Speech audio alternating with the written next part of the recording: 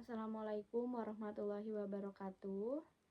Perkenalkan, nama saya Dinar Arini. Saya dari mahasiswi PGMI semester 1 dengan dosen pengampu Bapak Ibnu Imam Al-Ayyubi MPD.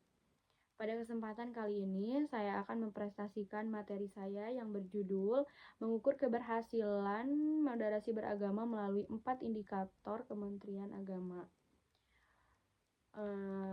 Seiring berkembangnya zaman, di zaman sekarang banyak sekali perubahan dan ikut berubah, terutama untuk agama, karena di teknologi yang sekarang, terutama generasi muda ini banyak melakukan pembelajaran ataupun pemahaman secara langsungnya dengan media sosial, seperti contohnya YouTube. Nah, di YouTube ini siswa ataupun siswi banyak melakukan pemahaman atau pembelajaran langsung dengan media sosial dan tanpa berpikir kritis bahwa media sosial ini ada yang baik dan ada yang tidak baik. Pentingnya untuk kita berpikir kritis mana yang baik dan mana yang harus kita ambil, mana yang harus kita tidak diambil. Nah, saya sudah siapkan 4 indikator dan ada 2 tantangan. Sebelum kita ke indikator, ada kedua tantangan. Yang pertama yaitu kurangnya sosialisasi ataupun interaksi secara langsung dengan lembaga pendidikan, yang seperti saya tadi bilang, banyaknya manusia ini melakukan atau mencari pemahaman ini secara langsung, yaitu di media sosial, tidak secara langsung mendapatkan informasi dan pemahaman secara langsung dari gurunya. Dan yang kedua ini rendahnya pemahaman ataupun kemampuan berpikir kritis dan literasi agama, ya kayak manusia sekarang ini tidak berpikir kritis bahwa media sosial ini kan ada yang negatif, ada yang positifnya. Yang positif kan kita bisa ambil dengan baik, tapi yang negatif kita bisa tersalahgunakan. Nah, di sini juga ada 4 indikator yang udah aku siapkan. Yang indikator pertama ini komitmen kebangsaan, di mana kita sebagai bangsa Indonesia, kita harus saling berkomitmen. Dimanapun kita berada, kita harus komitmen, saling menghargai, kita harus saling melengkapi untuk menjadi bangsa yang nasionalisme dan cinta tanah air.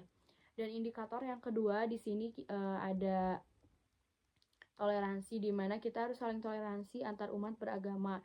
Karena di Indonesia berbeda-beda, berbeda suku, berbeda ras, berbeda agama, kita harus saling menghormati, kita harus saling menghargai.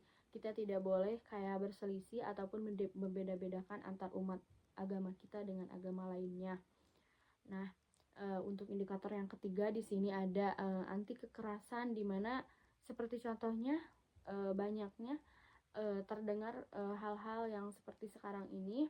Di zaman sekarang ini juga banyak yang melakukan bullying, seperti temannya membuli temannya sendiri, atau perihal apapun itu sekarang sudah banyak terdengar terjadi hal itu. Nah, di sini kita harus menghindari dan ataupun kita harus menciptakan anti kekerasan di bangsa Indonesia ini secara untuk mengikuti keagamaan yang ada di lingkungan kita. Dan indikator yang keempat ini ada akomodatif terhadap budaya lokal, di mana kita harus ikut serta melestarikan bagaimana budaya lokal ataupun tradisi di tempatnya masing-masing, seperti atau di agamanya masing-masing.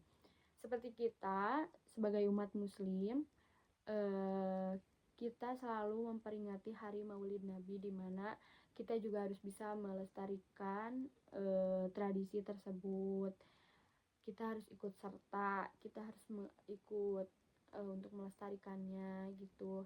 Nah, dari 4 indikator ini kita harus bisa menciptakan bagaimana sih jadi orang yang berpikir kritis, dan kita harus menciptakan kehidupan sosial ini yang adil, seimbang, menghargai bahkan nasionalisme, bahkan cinta tanah air. Kita tidak harus memperbanyak sosialisasi secara langsung dengan gadget seperti zaman sekarang. Kita harus menggunakannya dengan sebaik-baiknya. Nah, kesimpulan dari ini mungkin dengan perkembangan zaman ini, pentingnya untuk kita berpikir kritis bagaimana, apa dan gimana yang kita harus ambil, pentingnya melakukan media sosial dengan baik, pentingnya memanfaatkan media sosial juga dengan baik. Kita harus memperbanyak sosialisasi secara langsung dengan lembaga pendidikan ataupun dengan teman-teman yang ada di lingkungan kita. Kita harus toleransi, kita harus menciptakan berbagai banyak untuk menciptakan kehidupan sosial yang nasionalisme. Oke, sekian dan terima kasih prestasi saya kali ini. Maaf bila ada kekurangan dari perkataan saya. Wassalamualaikum warahmatullahi wabarakatuh.